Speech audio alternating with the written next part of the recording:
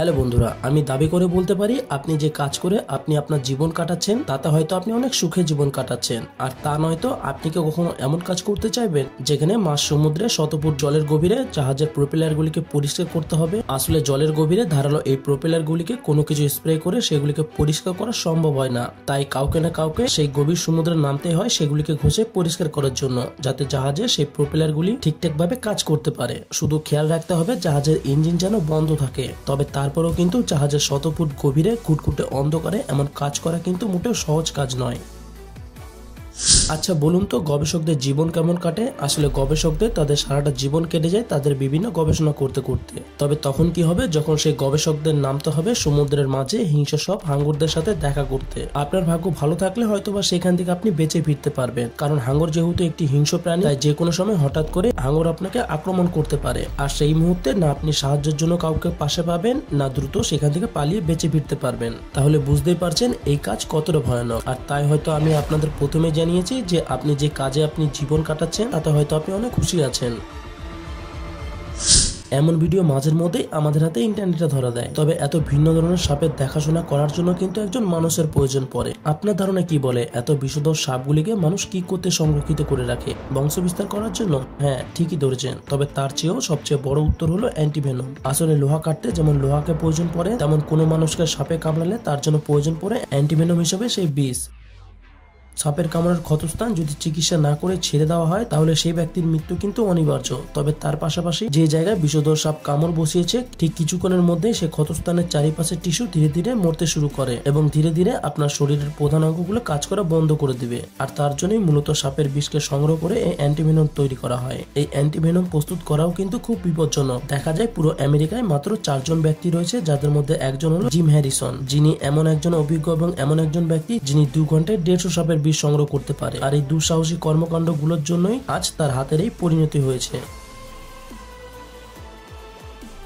এতদূর যখন চলে এসেছেন তাহলে সর্বশেষ দমকল কর্মীদের সাহসের প্রমাণ দেখে যান। এই দমকল কর্মীরা শুধুমাত্র যে তারা আগুনই নেভায়, বরং তারা আকাশ থেকে সোজা আগুনের মধ্যে ঝাঁপ দেয়। তারা দূরবর্তী বনে আগুন নেভানোর দায়িত্বে থাকে, যেগুলি জঙ্গলে ছড়িয়ে পড়ে। যখন সময় দ্রুত চলে যায় তখন যেন সময় বাঁচানো তাদের প্রধান মিশন হয়ে পড়ে। আর তাই তারা জীবনকে বাজি রেখে প্যারাশুট নিয়ে সোজা জঙ্গলে লাফ দেয়।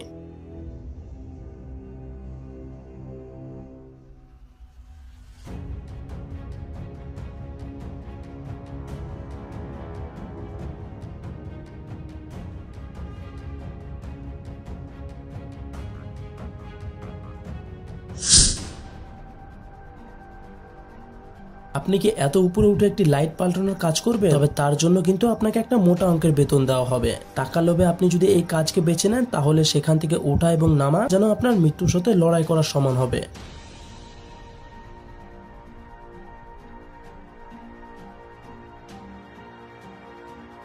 আর বাকি থাকে যখন এই কাজের কথা, তখন এই মানুষদের জীবন বেঁচে থাকে জীবন্ত বিদ্যুৎ চুম্বক আর 1000 ফুট উচ্চতা থেকে না পড়ে যাওয়ার উপর নির্ভর করে।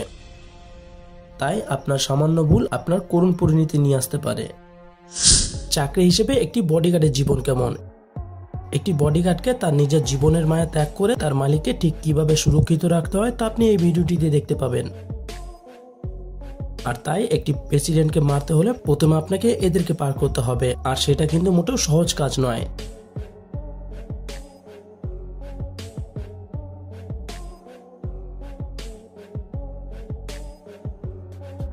আর তাই যখন কথা ওঠে কিম জং উনের, সেই ক্ষেত্রে কিম জং উনও কিন্তু কোনো কিছু ঝুঁকি নিতে রাজি নয়। আর তাই বডিগার্ড হিসেবে কতজন মানুষ তার আশেপাশে ঘোরাঘুরি করে তা আপনি নিজে চোখেই দেখুন।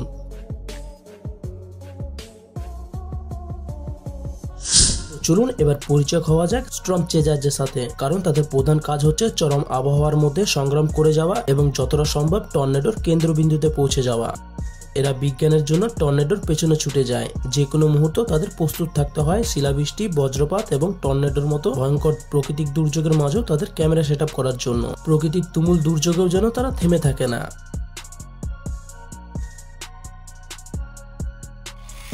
সেই সাথে পরিচয় হন স্টিভ কেচারের সাথে, যিনি একজন ফুল টাইম তুষারধস চিত্রগ্রাহক। তিনি বছরে প্রায় $1 লক্ষ আয় করেন শুধুমাত্র তুষারধস তৈরি করে এবং ছবি ধারণ করে।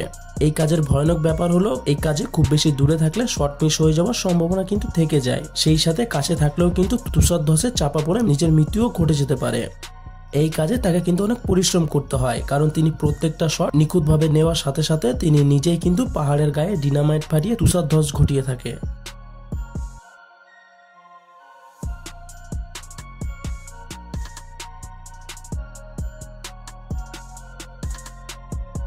আর আপনি যদি কোরিয়ার ডেলিভারি ম্যানদের কথা বলেন, তাহলে আপনি বিশ্বাস করুন বা নাই করুন, তাদের কাজ পৃথিবীর মধ্যে সবচাইতে জীবন নাশকারী কাজগুলির মধ্যে অন্যতম। এখন আপনার মনে প্রশ্ন হতে পারে, কিভাবে একটা সাইকেল চালানো এত বিপজ্জনক হতে পারে। সত্যি বলতে, আপনি যখন তাদের রাস্তার ভিড়ে দ্রুত গতিতে গাড়ির মাঝখান থেকে বেরিয়ে যেতে দেখবেন, তখনই যেন সবকিছু পরিষ্কার হতে শুরু করবে। এরা চলন্ত গাড়ির ফাঁকে ফাঁকে স্লাইড করে চলে, তারা লাল বাতি অতিক্রম করে আর পথচারীদেরকে পাশ কাটিয়ে চলে যায় একই সাথে, আর সেই মুহূর্তেই ঘটে যেতে পারে এক ভয়ানক দুর্ঘটনা। তাই আপনি পৃথিবীকে গোল দেখলেও কিন্তু পৃথিবীর মানুষজন কিন্তু তেমন নয়।